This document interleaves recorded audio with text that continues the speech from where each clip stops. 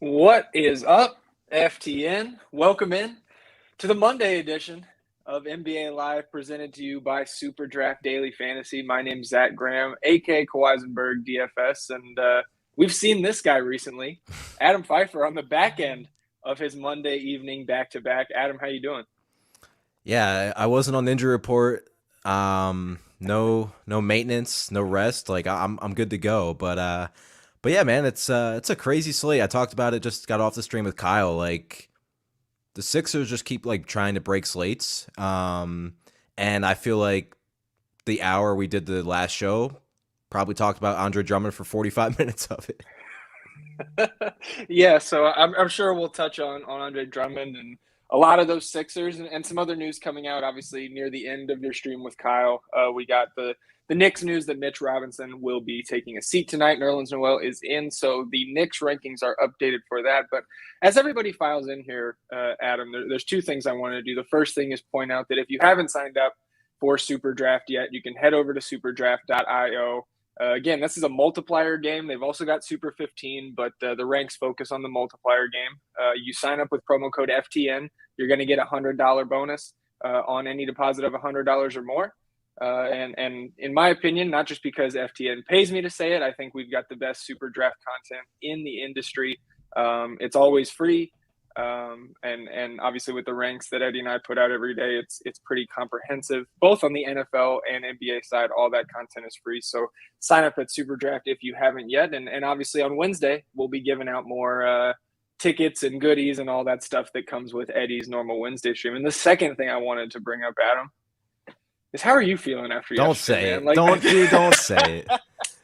I think all of us are licking our wounds, whether it's in daily fantasy, season long, on the bet side. I mean, I don't know how many teasers and parlays your boys Dude, screwed up yesterday. like I did the solo episode of Fade the Chalk, right? And I had no intentions of ranting just because I wanted to get it done. I just wanted to skip past that game. And as I talked about the game in itself, it just came out of me. And I'm sitting there like literally thinking to myself, like, dude, not only did we lose to Jacksonville, like we didn't even score a touch. We didn't even step foot in the end zone. Like that, like if could we at least lost like 34 to well, Jacksonville would have had to score points. That would have been impossible. But and I can't even like I just made fun of Jacksonville and I can't. I have no right to because we lost to them. We lost it like oh man, there's no good teams in football right now. There's two, and they're both in the NFC, I guess. Like it was, yeah. Week 9 sucked. It really. And if I'll tell you right now we got what 2 hours till football. If Allen Robinson and the Bears defense score 22 points and I lose my most important redraft league, it'll be the worst week ever. I'll be done with football. But we got basketball, so I can distract myself. Well, we've got obviously a little under an hour till NBA locks, but then that Monday night game will be going off. And just because you're with me and my team plays tonight, one Yeah, of the can you guys teams do that me a has taken solid? down your team. Yeah, There it's we not. go. We'll put Apparently, the it's not that Shazier on. difficult. Like, We'll put the Shazier on for the show tonight, and then curb the NFL talk until later and dive back into this slate. I believe you guys went game by game, so I think we can kind of dovetail around to some of the more important news, take a look at the ranks, maybe point out some things that you or anybody else in the FTN NBA Discord channel feels is too high, too low, or has any other questions on that. And obviously, as more news rolls in, address that as it comes. But I think the best place to start is to just go ahead and go back through Philadelphia, because Joel Embiid not only out with planned rest, but then put into the COVID protocols and could miss some significant time. So that gives us a 5'7" Andre Drummond on DK, and where I think he's even more valuable, 1.45x on Super Draft. So he got the 11 over there on Super Draft. And just as you and Kyle were talking about, I think there's some merit to not locking him in if you're running between 20 and 150 lineups because of some of the other center options on the slate. But how are you treating Andre Drummond across, the myriad of sites? yeah, I mean, we talked about it. Like I think Kyle asked on FanDuel, like if like what would your approach be there, only being able to play one center, and it's like if I'm not playing Drummond there, like I'm in like these large field GPPs, I'm just like hoping that he underwhelms, because there's like I don't see a scenario where he just flat out duds tonight, right? Right. But like if he underwhelms, because Kyle said on the show like he had Jokic at like 5% roster percentage on FanDuel, and it's like we know Jokic on any slate projects as like one of the best plays at slate, but especially on this slate with no Michael Porter Jr. and already no Jamal Murray. So it's like, but that's it. Like if I'm not playing Drummond, it's because I'm playing Jokic probably. Like I'm not. We talked about it, and it's like it's tough on the slate because there's centers. Like centers always loaded, right? I like the spot for Bam, Joe Val, a lot of these centers, but it's like you're giving up a center spot. Like it's so tough. Mm-hmm. That's why Yeah. like we talked about like if Robinson and Nerlens were out for New York, like, okay, Taj Gibson should play all the minutes at 3K, but it's like you're giving up a center spot for Gibson's 20 fantasy points. Like, Yeah. And the thing about it is too, like, again, doing the rankings, DK, and super draft every day, and not being able to play as of the last month, I'm much less familiar with FanDuel on a day-to-day basis, especially with that multi-position eligibility over there. That's really throwing me off when I take a look. dude, do you But see just DeRozan's seeing, eligibility on DraftKings? yeah, power forward only, right? Threw me off. Yeah, I don't know about that, but it definitely kind of fits into how they Right. treat a guy like Paul George or Kawhi Leonard on a team of guys that are very interchangeable. I don't know why they choose, the hill to die on is like, oh, Paul George is only a shooting guard or only a small forward, and DeRozan being only a power forward. While he may be playing a lot of minutes at the four, certainly not his only position. But yeah, 5-5 for Drummond on FanDuel. I would just kind of windmill slam that in, and if I get beat by that tonight, then I would get beat. I think I would be trying to, beat the field elsewhere and just kind of eat that chalk. But the rest of this team is where you have, I think, more decision points coming in. Obviously, Tyrese Maxey has played right around 40 minutes each of the last two games. Seth Curry had been lighting it up and then had a down game last time out. Shake Milton's price has risen with his extra opportunity up to 5-2 on DraftKings. And you've got guys like Furkan Korkmaz, who has returned now to this lineup. He's priced up to 4-9. George's Niang coming off the bench, 4-6. Danny Green coming back tonight, 3-8 on DK, 2x on Superdraft, making for an interesting play. So, and I can't leave out my guy B-ball Paul Reed if he gets the start again at 3-3 on DraftKings, also 2x on Superdraft. A lot of palatable options here. What's your priority in terms of the more value pieces from the Sixers? Yeah, so like it looks like Danny Green's gonna play, so I would expect him to start. Now, does that mean Paul Reed doesn't start? I mean, it's still possible he could start. I would suggest not, but I think they still want Korkmaz off the bench. So, I mean, it is possible. We talked about it. Like, if there were two players on the Sixers we have a little bit of concern about, it would be Korkmaz and probably Niang, because they haven't really done it on peripherals. And yeah, like Niang, I talked about, he's like 7 spot up points per game this year. It's like among the league leaders, but like he's not like a guy that we project to be just a guy that spots up and hits a couple threes every game and just keeps scoring. Like his usage has been solid. So I think those two would be the two that I have the most concerns about. But at the end of the day, like if they're running an 8-man rotation, it might just not matter. Now you're not going to play like 5, 6 members of this team in your lineup, but I still think Paul Reed's viable regardless of if he starts or not. Yeah, I think for me with Paul Reed, I've just seen so many times as somebody who loves the opportunity to play Paul Reed on any DFS slate, summer league, preseason, or regular season. This is just a guy that Doc Rivers he's never made him a priority. And I think right now, like these starts, the extra minutes are just coming out of necessity because they have nobody else. So Paul Reed, definitely not a must play for me, but if he gets the start, like I think you're locking in like an 18-minute floor.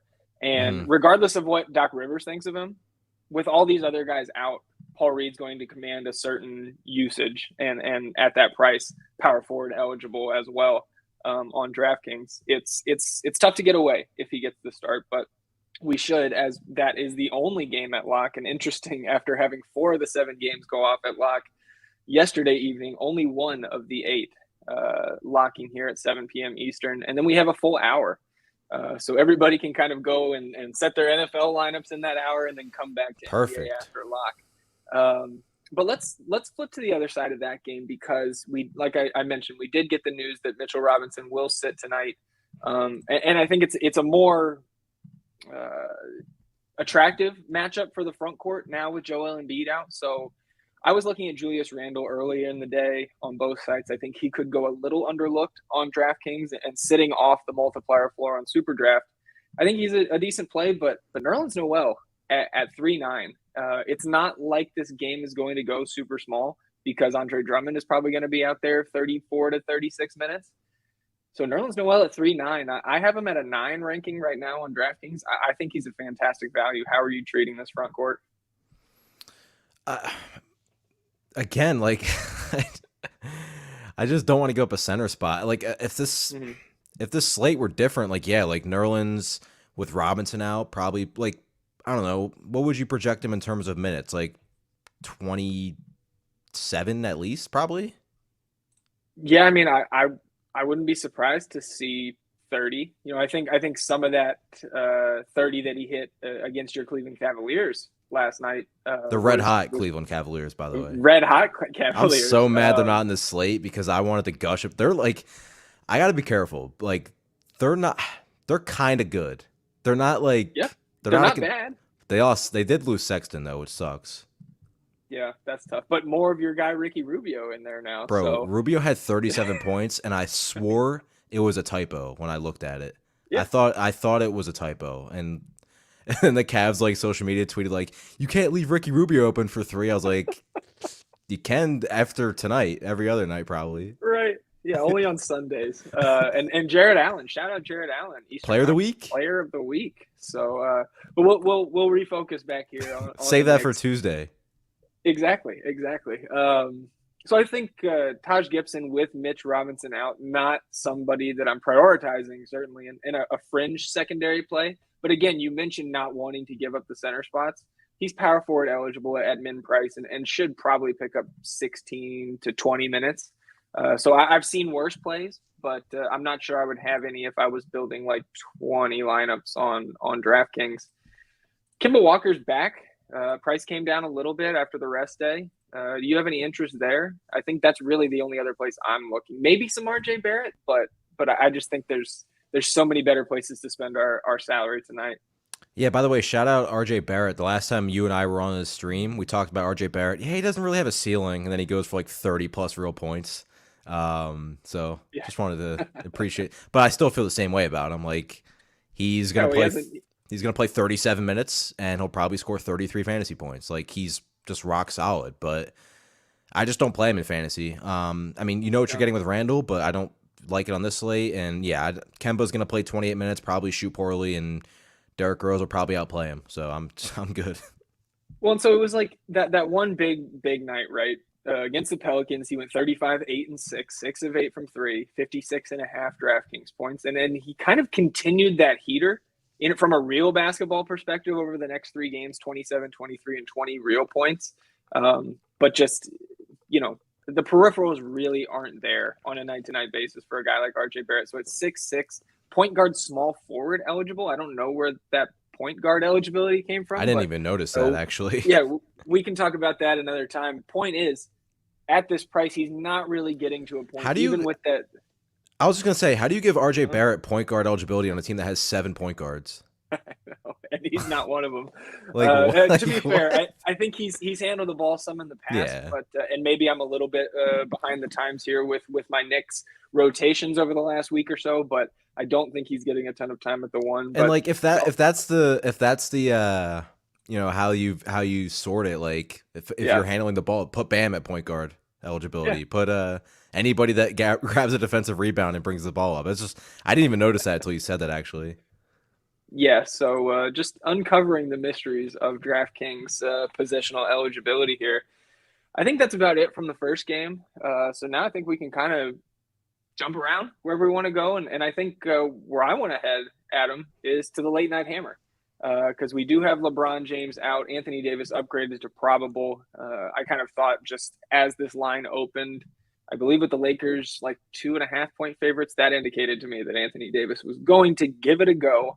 We'll see if he makes it through the entire game. But as we can't predict injuries, I have him at a 10 on DraftKings, and I have Russell Westbrook at a 10 because without LeBron James, those two guys are going to be doing the majority of the heavy lifting. And say what you will about their outputs so far, the usage is there for both of these guys. So how are you treating Westbrook and Anthony Davis? Russell Westbrook coming off a 1 for 13 performance at Portland.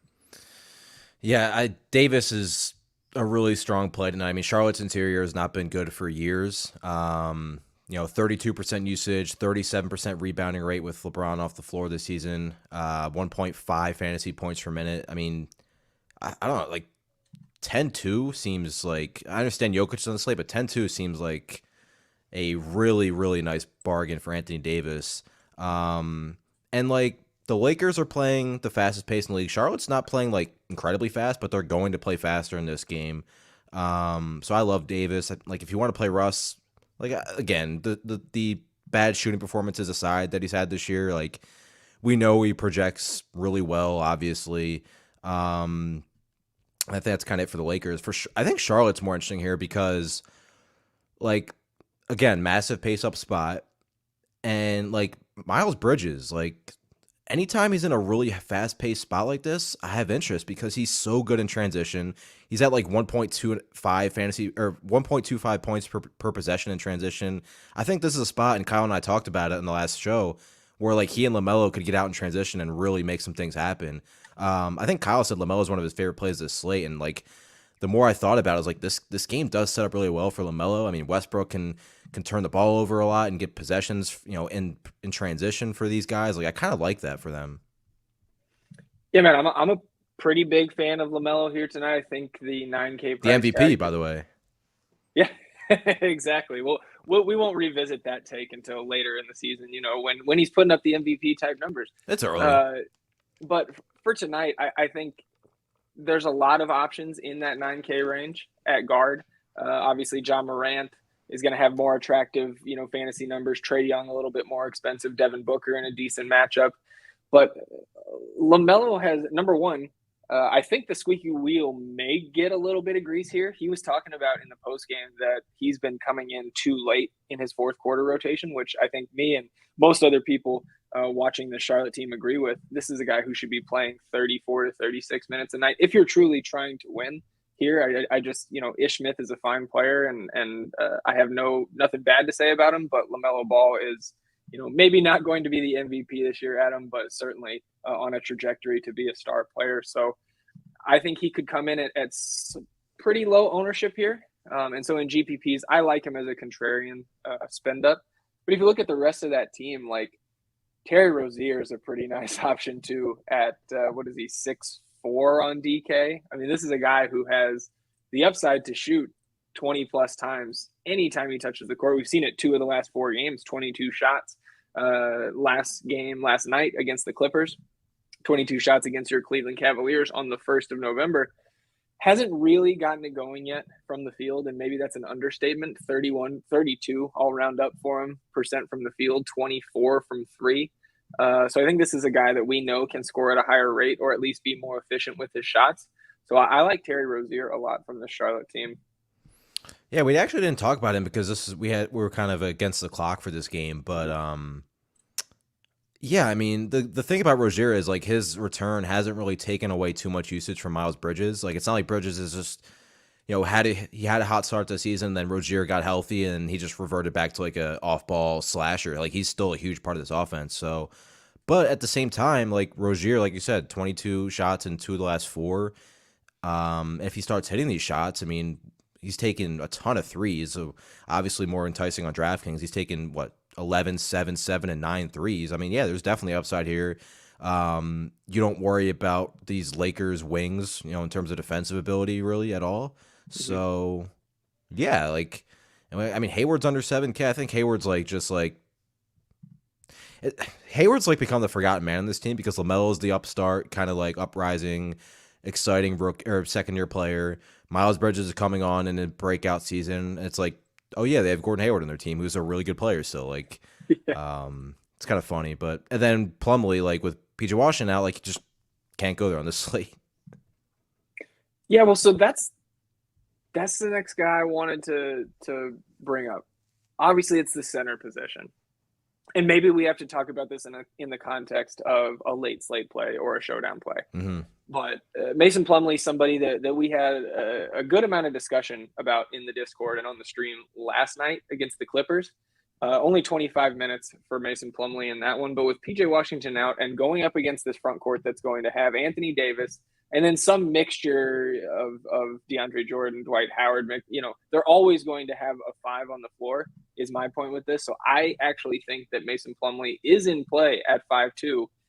It's just so tough to get there on the main slate with him being center only. So I think it's more of a long shot GPP play, I'll say, on the main, and a very strong GPP play on the late slate tonight. Yeah, I can't argue that. Then you look at somebody like Cody Martin's been getting a ton of minutes for this team. Yeah. Between 20 and 30, it's a pretty wide window. But I think he at 3,600 though, it's anywhere between 20 to 30 is kind of enough. Yeah, man. And guard forward eligibility, you always like having that flexibility, building your lineups out on DraftKings. So I think he's viable. Kelly Oubre sitting there at 4-4. So again, I think there's plenty of options from this Hornets team that will probably go under-owned. The Lakers, I think, typically not a team you think about as somebody to attack in daily fantasy, but highest total on the slate, and the Hornets are only 2-point road dogs. So I think you can go to some of these Hornets guys with confidence. Just real quick to finish this game up, we talked about the two studs on the Lakers side. Carmelo Anthony's been playing at a really high level for what I come to expect out of him at this point in his career, almost 50% from three, and shooting almost half of his attempts from three. But he's priced up to 5'7". You've got those centers I talked about, and then Malik Monk revenge game kind of interests me a little bit. Damn it! Now I gotta reapproach the whole slate. I mean, this guy's down to 3-3. You look at the Lakers last game at Portland. Part of this, I think, was the blowout, but we know that Malik Monk's a guy that's going to get in there and chuck in the time that he does get, and a little bit tougher to see the minutes upside with guys like Wayne Ellington coming back. Not to mention Davis played 7 minutes in that game. Not that really impacts his minutes directly, but just volume and shot attempts. No, I think it trickles down somewhat for this roster that is really a conglomerate of misfits when you have multiple stars out up top for this team. So again, I think a lot of those guys more late slate or showdown plays, but worth talking about. Let's hit on. We've got a lot of questions about two guys, so I want to go to Phoenix and Sacramento next, and then we'll touch on that Timberwolves game. We got news this afternoon that Tyrese Halliburton was downgraded to questionable due to tightness in his back. To me, that sounds like he's probably going to sit unless the treatment that he gets between now and tip-off works wonders for him. Doesn't make sense to me why they would just run their young rookie, young sophomore guard out there a ton tonight. So Davion Mitchell sitting at 4-4. I won't say I assume. He could get the start. I think it's more probable that Terrence Davis would slide into that spot, but I think it would solidify the minutes and certainly help the usage of a guy like Davion Mitchell. He's been feast or famine with his shot thus far this season, but you can't deny the minutes at that price. Only point guard eligible now, noticing that as well. Any interest in Davion Mitchell as we sit here without the Halliburton news? Yeah, I mean, he's already been locked into 26 to 28 minutes anyway. But yeah, if he starts, he can get upwards to 30, 32. And his shot's been, up and down for sure. But the good thing about him is his assist rate climbs a lot. He actually leads the team in minutes with Halliburton off the floor. And when he is off the floor, his assist rate goes up to 19%, which leads the team. So that's pretty encouraging. If his shot's not going to be falling and he's getting more ball handling and passing and facilitating opportunities, he can have that to fall back on. And he's right under 0.9 fantasy points per minute in the split, so it's not anything terrible. So I do have interest in Davion Mitchell. If he's not even out of play if Halliburton's in, but if Halliburton's out, he becomes a pretty good play. Yeah, and then flipping to the other side with Phoenix, obviously DeAndre Ayton will sit again tonight, so it opens up that Frank Kaminsky value, another power forward eligible big man on DraftKings. So I think super important that he's power forward on both sites too. Yeah, Absolutely. And then you've got, center only is going to take his ownership down, and JaVale McGee, not a guy that plays a ton of minutes, even when the opportunity is there. We saw Frank Kaminsky. Everybody ran to JaVale that first game that Ayton was out, and Frank ended up playing almost double the minutes. Maybe I'm exaggerating there, but point being, Frank Kaminsky, to me, a priority tonight on DraftKings at 4-3 power forward eligible. He got a 10 in the rankings, and then at 1.85x on SuperDraft. Not a terrible punt over there, but that's really where I'm focused from this Suns team. I think it's fine to play a Devin Booker or Chris Paul on DraftKings, but I just think they're priced correctly. So really my interest lies in Kaminsky, and then a good bit behind him, JaVale McGee. Yeah, like Kaminsky's sets up a really strong play, but on the last stream with Kyle, he brought up a really interesting pivot and Blake Griffin. Same price, same everything over on DraftKings. Probably play the same amount of minutes. I mean, I think I don't want to say they're definitely safer, but like we've seen Blake the last couple games play 27 to 30 in each of his last couple games. Yep. And everybody's going to play Kaminsky. And I talked about it, like Kaminsky, I think he does set up slightly better than Blake Griffin, but you can't be like, too thrilled with his lack of rebounds in the 28 and 29 minutes of the two games that Ayton's been out. Like, he scored 17 and 16 real points on some pretty efficient shooting, and then he also has a 4-steal game in there. So, like, would I be surprised if Kaminsky came back down to, like, 8 or 9 points and 4 rebounds? Not really. So, like, I'm not saying Kaminsky's a bad play, but I think Blake Griffin and Kyle put me on it. It was a great point. Like, I think that's an awesome pivot in tournaments. Yeah, that's not something I really thought of. I did notice that Blake Griffin kind of broke through that minute ceiling that he had at the beginning of the year. And that's kind of interesting. I don't know what happened. I believe Paul Millsap had left for one game due to a personal issue, and then his minutes have pretty much tailed off since then. I think I don't hate that as a pivot, but again, I just think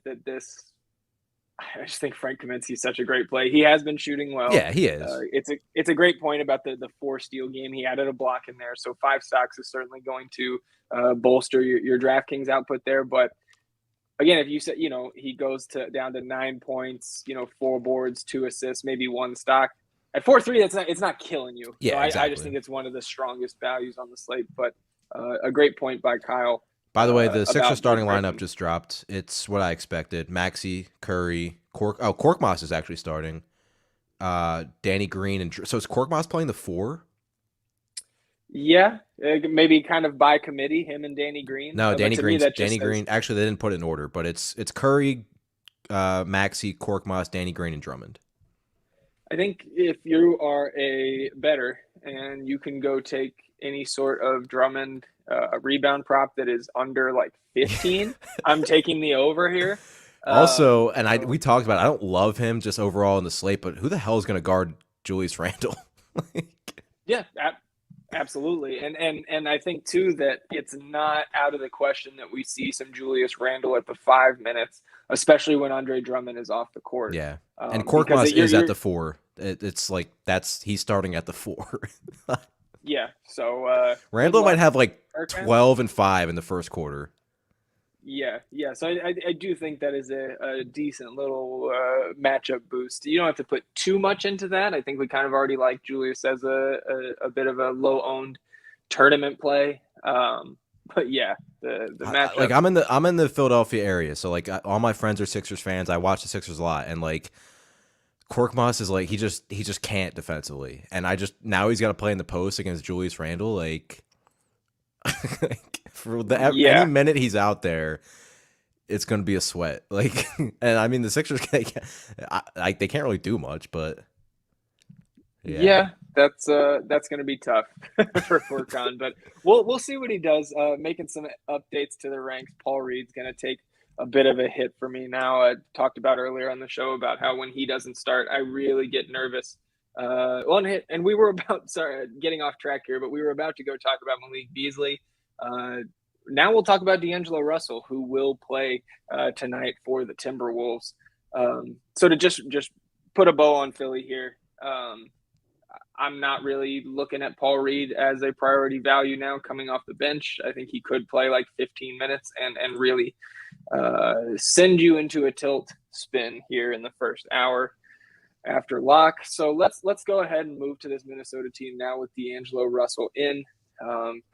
It takes me off Malik Beasley. I was pretty heavy on him as a guy who not only is shooting, into the mid to high teens really over the last 4 games for this team, but takes like 80% of his shots from 3. So on any site where you get that 3-point bonus, I just thought it was a little extra cookie for Malik Beasley, guard forward eligible. But now with D'Angelo Russell in, I actually think he makes for a decent tournament play, point and shooting guard eligible on DraftKings at 7-3.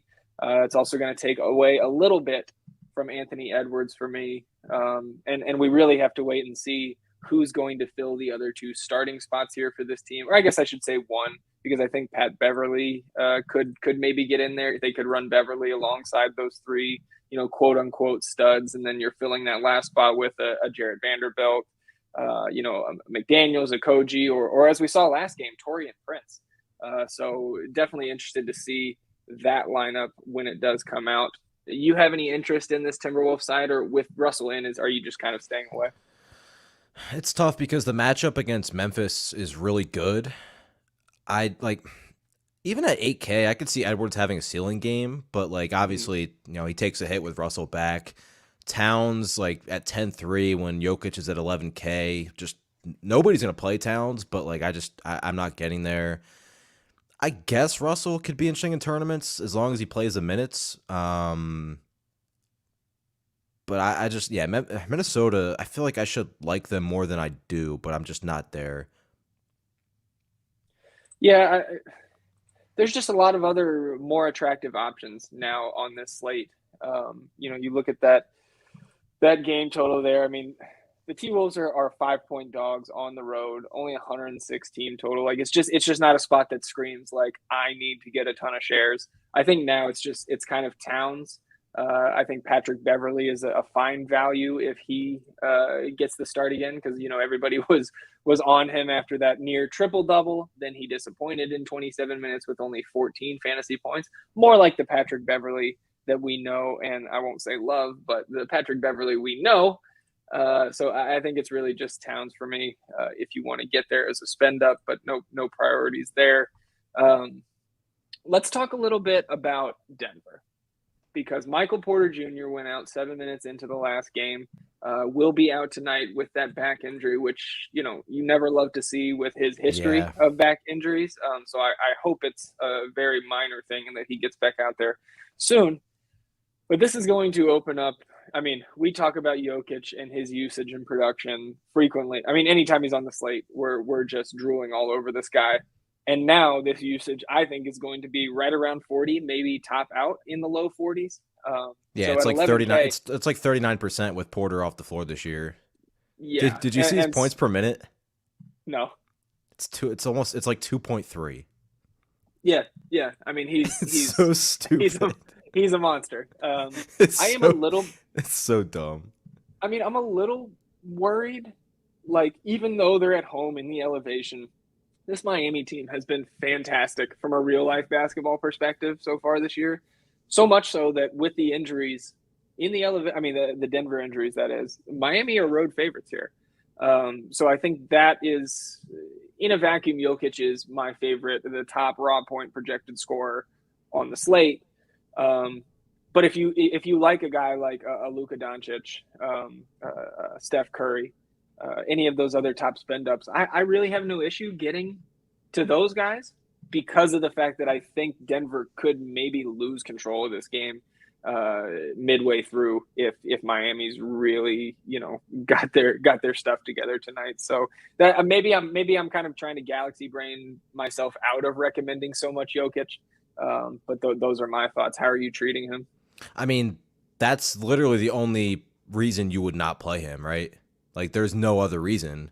And then obviously, as long as this game stays close, Jokic is going off.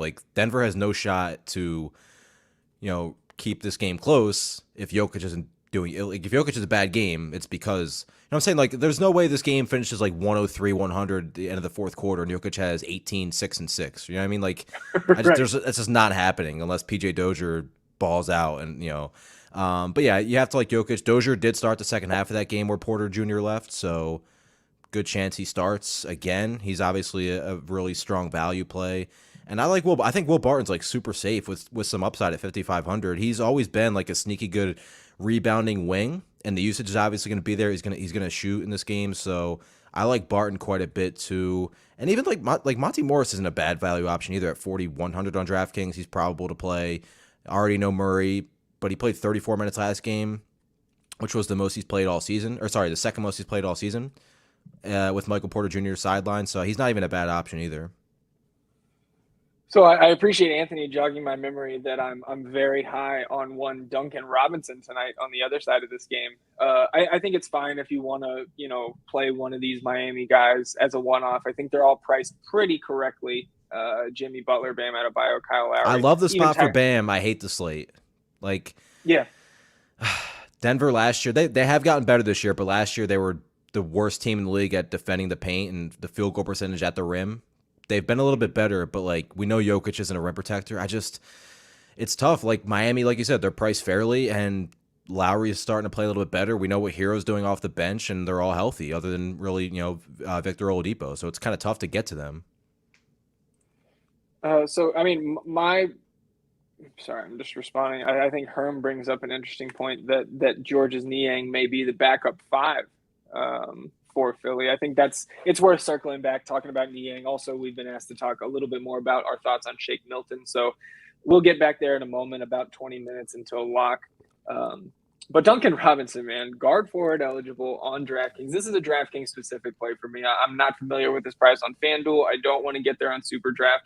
But Duncan Robinson is 3.8. He's just 3.9 on FanDuel. So yeah, but no 3-point bonus over there. To me, this is a guy who, and I'm not calling. Obviously, he's not putting up 17 threes every night. But this is a guy 2 games ago who shot 17 threes. And at 3.8, this is just you're not going to get a ton of plays even on an 8-game slate with that type of upside. We know if he gets hot, Duncan Robinson can get on top of this 3.8 price tag. And I just don't think that a lot of people are going to get there tonight. And I think it helps that Michael Porter Jr. isn't out there because, Duncan's a guy that you traditionally try to hide a little bit on defense, and then just taking away some of that firepower on the wing for Denver Nuggets is not a huge factor, but just an extra little boost for the Duncan Robinson play. So I like him a lot. As a lower owned value play. I'll take a spin across some ownership projections around the industry and see if I'm really being as sneaky as I think I am. But yeah, man, I gave Duncan a 9 on DraftKings today. Yeah, and I looked.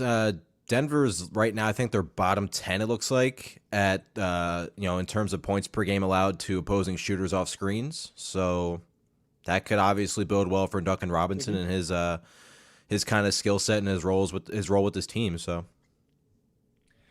let's flip back to Philadelphia real quick. And one of the guys I don't think we really touched on, we kind of glossed over, is George's Niang. I've been off him through this entire stretch. He's been shooting well, and then even when he's not shooting well, he's getting to the boards and getting on top of his price tag. Small and power forward eligible. 4.6 on DraftKings. Is he somebody that you're buying into today? Again, all these Philly guys certainly in play. And if he's going to play some backup 5, I think maybe that's a boost for either Julius Randle or Nerlens Noel on the other side, whoever is in. I still can't get there with Niang as a priority, but it's an interesting thought. What's your take on that? Yeah, if he does operate as the backup 5, I do like that for him, just so you can get a little bit of a better chance at some peripherals. I'm just kind of you can't really look at anybody on this team, maybe outside of Paul Reed now, and say they're not really viable. I'm lukewarm. I'm fine with him if you get to him. I'm fine with you. Fine if you don't. We know that he's going to have to play minutes. He's been a relatively high usage player. He's been spotting up a ton for the Sixers during this stretch recently. So, yeah, I'm fine with him. Shake Milton at 5.2, been playing really well. The peripherals have been there, especially the last 2 games as the minutes have come up, 34 and 36 minutes. over the last two games. I think he's just fine. I don't think he's a must have because those peripherals take a slight tick down in a bad shooting night. Then you're swapping around later in the night trying to catch up in GPPs. I believe he got an 8 for me, but I can double check here. No, got a 9, and I think that's fair. He's shown more upside than Tyrese Maxey, both of them getting massive minutes right now, and I think the $700 savings, I would prefer Milton over Maxey, but I would actually flip-flop them on Super Draft where their multipliers are right there in the same range. How are you treating Shake?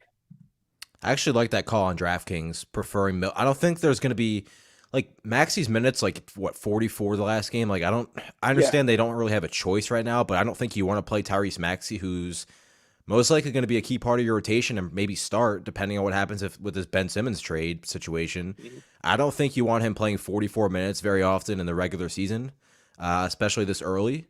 So yeah, and if Milton's going to be dominating the usage whenever he's on the floor because he's a high usage player with the second unit anyway, but like the second unit's now going to be Milton, Paul Reed, Niang. Like it's just like he's going to handle the ball and then some. So yeah, he's fine. But I agree. I do prefer him over Maxey. I mean, we're about just under 15 minutes away from main slate locks, so questions kind of piling up here. We'll turn to the Discord and lock in on some of these questions here. First one, we can stick right here, Adam, with Philadelphia. 1v1, Furkan Korkmaz getting the start at the 4, or Shake Milton?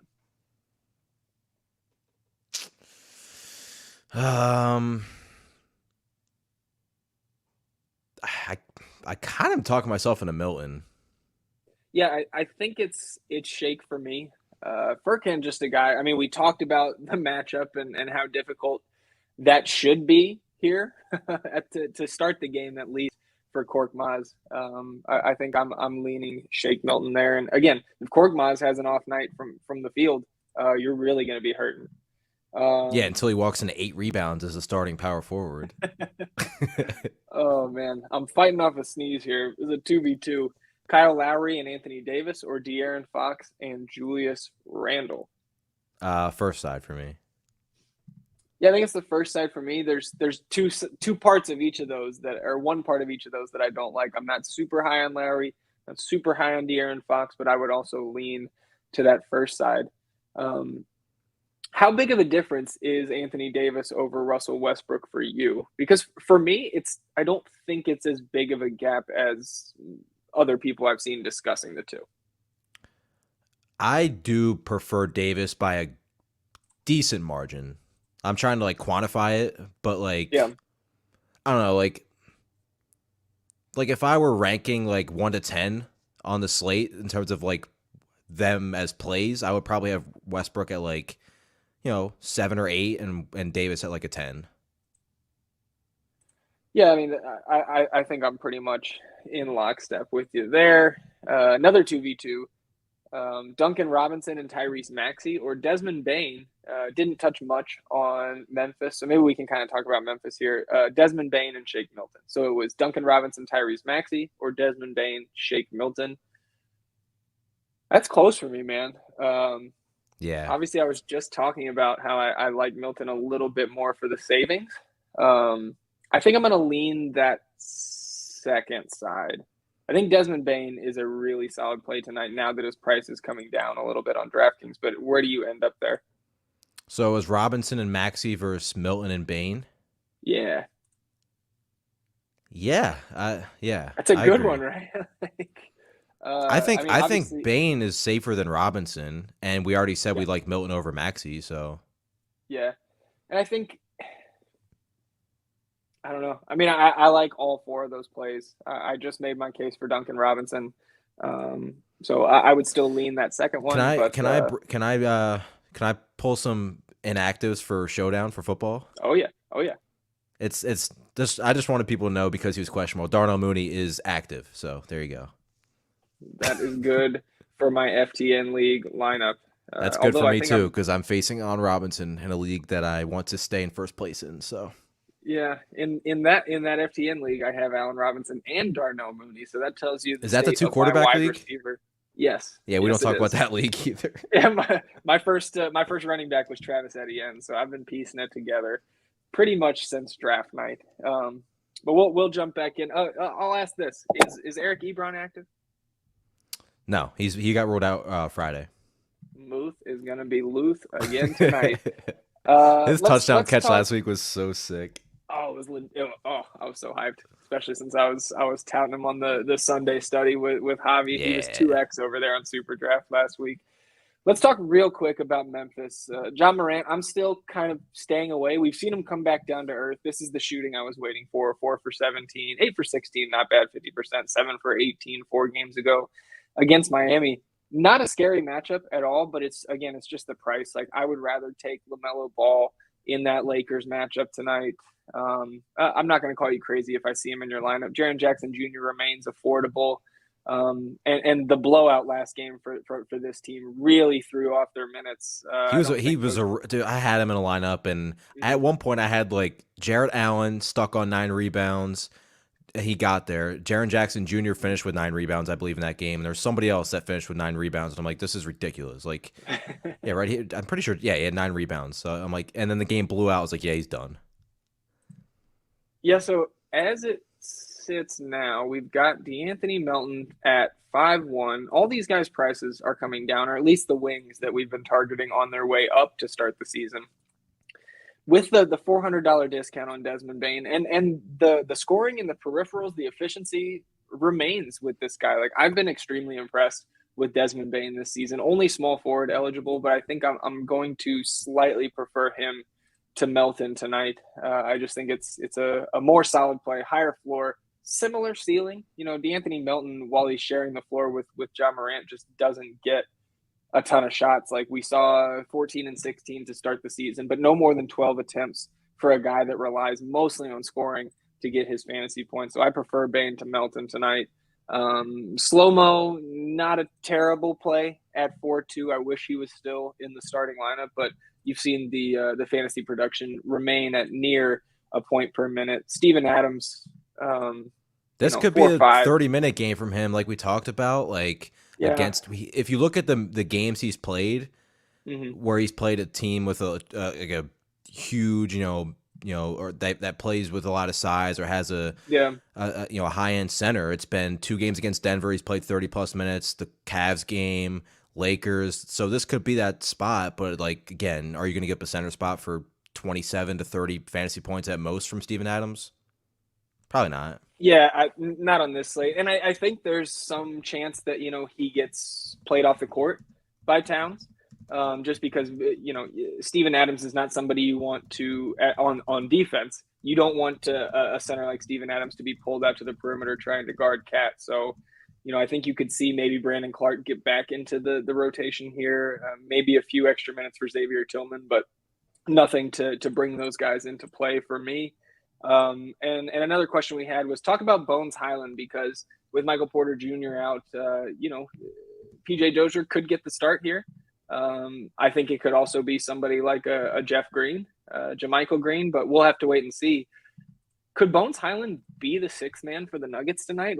Any thoughts on my guy Bones? Could he? Yeah. Do I want to bank on it? Probably not. Right. But he's like, you look at it and it's like, it feels like they're starting to play him more each week, right? Like, first week he was going to obviously come off the bench. He's still coming off the bench, but it's like every other week it's like, oh, he's playing 8 minutes a game. Now he's playing 12. Now he's playing 16. Like, so it seems like he's trending. Yeah, I just, I'm not sure if it's somebody that we need to take the chance on tonight. If anybody's been tuning in to Summer League preseason or the start of this regular season, I've talked probably more than almost anybody in the industry about Bones Highland, but I don't know if I want to take that chance. Like, Malone could bring Austin Rivers back into the rotation. Facu Campazzo could play more minutes. Like, I think it's still something that I'm just going to wait and see on, especially if obviously MPJ remains out for multiple games. More questions stacking up here.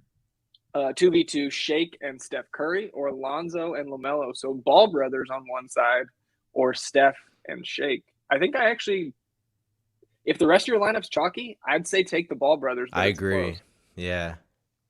I I think it's going to depend on how many Sixers you have for me. Kyle at the end of our show, and then you during this show have talked me into LaMelo a lot more. I was already like interested in LaMelo, but like now I'm starting to get like really excited. All right, let's see. A couple other questions coming in. Move off Paul Reed for Gary Payton II. For me, no. I'm down Yeah, on I would. Little Glove tonight. Yeah, I mean, I what just two of think, the last three for Golden State have been blowouts? yeah, and I just think Iguodala comes back tonight. He's going to pick up some ball handling responsibility in that second unit. Um, they just don't. I'm not chasing that Gary Payton production, so I would find a different value. Is what I'm telling my guy Mike Check here. I hope he's listening to the show so he could hear that extra breakdown because I don't have much time to type more. Joe asking, he's not on stream. Shame on you, Joe. But curious, in a vacuum, do we lean Maxey or Shake if Drummond is your only other Sixer? I still lean Shake barely, and I Yeah. think we're kind of on the same side there. Mm-hmm. Nerlens Noel or Duncan Robinson? It's Nerlens for me. I just think the floor is more solid, and the ceiling is probably higher as well. Yeah. With Mitch Robinson out. Yep. 2v2 here, Shake, and we already answered this one. Favorite cheap Golden State player, and this is an interesting conversation that we'll try to wrap up quickly. Obviously, Otto Porter Jr. going to take a seat tonight, so it's going to open up some more time for guys like Nemanja Bjelica. We mentioned Andre Iguodala coming back. I think Juan Toscano Anderson also picks up some of that Otto Porter time. So I don't have like a priority Golden State value here.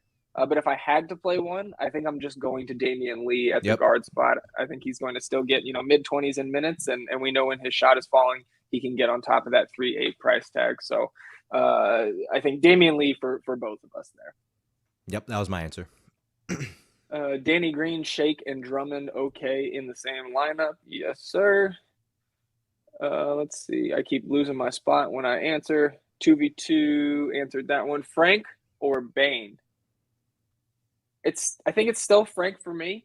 You're saving 400 there, and obviously different positionally. But if you have another power forward option that you like to go to, and Bane is where you're getting at small forward, that's fine. I prefer Frank though. I agree. Are you really high on? I've seen a lot of Will Barton, and I understand.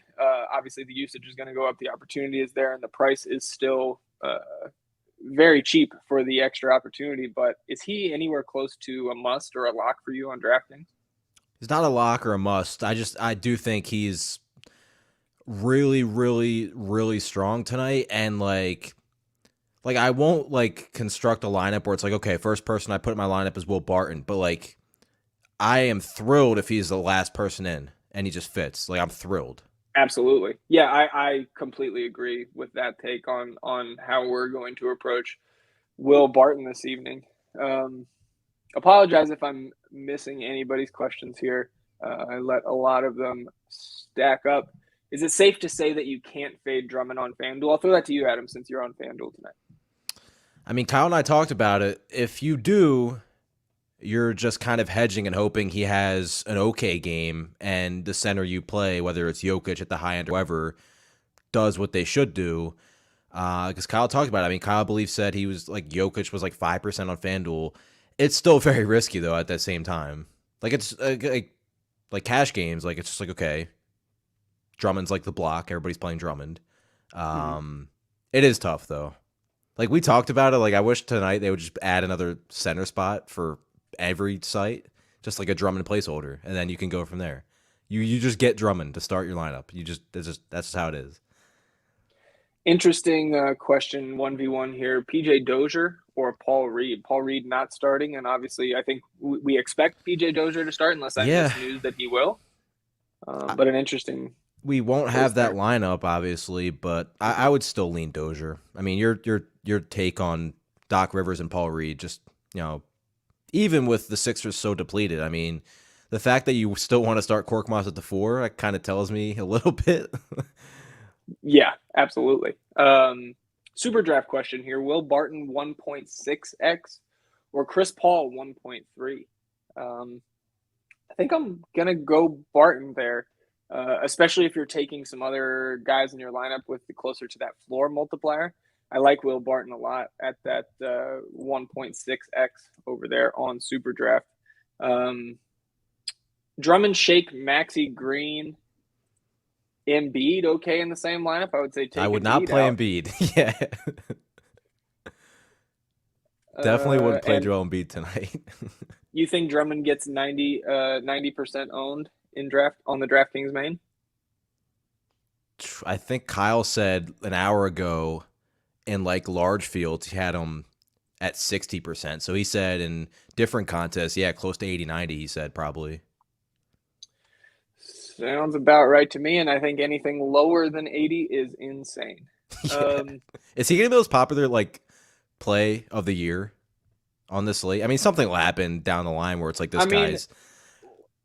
He didn't get to 80 when he was 4.4K, so it's hard for me to say. And it is like, it's so weird. This feels like a 4-game slate, but there's 8 games tonight. Like it feels like a smaller slate because of this. Yeah, I agree. Let's see. We are at lock, but Harrow, Lonzo, or Rozier? I think it's opposite of that order for me. Rozier, Lonzo, Harrow. I agree. All right, we're at lock. So let's check on that ownership before we get out of here, Adam, and then we'll turn it over to the NFL guys doing the showdown for what is going to be a beatdown of the Chicago Bears by my Pittsburgh Steelers. I need the Bears defense to not do anything, so I need the Steelers.